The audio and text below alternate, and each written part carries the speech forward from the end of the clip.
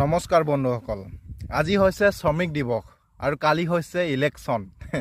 ঠিক আছে, প্ৰত্যেকজন শ্ৰমিকক ক'বলৈ বিচাৰিছোঁ কথাকেইটা।